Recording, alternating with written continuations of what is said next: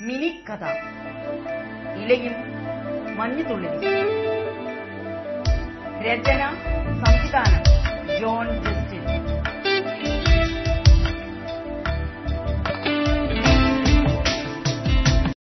December മാസത്തെ ഒരു പൊൻപുലരിയിൽ മഞ്ഞുതുള്ളികൾ പെയ്തിറങ്ങുന്നു. മാമരം കോച്ചുന്ന തണുപ്പ്.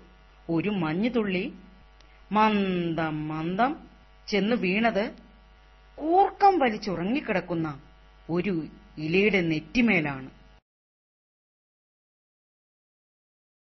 അമ്പോ, ഇതാരാണ്? ആ, മഞ്ഞുതുള്ളിയോ? അപ്പോൾ നിഷ്കളങ്കയായ ഇല തനിക്കൊരു കൂട്ടിനെ കിട്ടിയല്ലോ എന്നോർത്ത് സന്തോഷിച്ചുകൊണ്ട് മഞ്ഞുതുള്ളിയോട് പറഞ്ഞു, യുഗങ്ങളോളം നീ എന്റെ മടിയിൽ തന്നെ വാഴണം.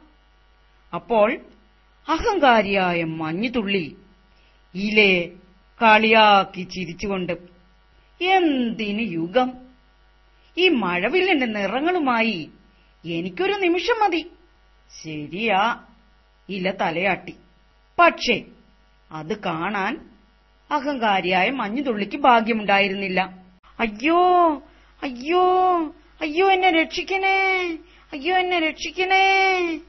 ആരും രക്ഷിക്കാനില്ലാതെ മഞ്ഞുതുള്ളി മണ്ണിലേക്ക് അലിഞ്ഞു ചേർന്നു. ജീവന്റെ തുടിപ്പിലൂടെ മഞ്ഞുതുള്ളിയെ നമുക്ക് വീണ്ടും കണ്ടുമുട്ടാം.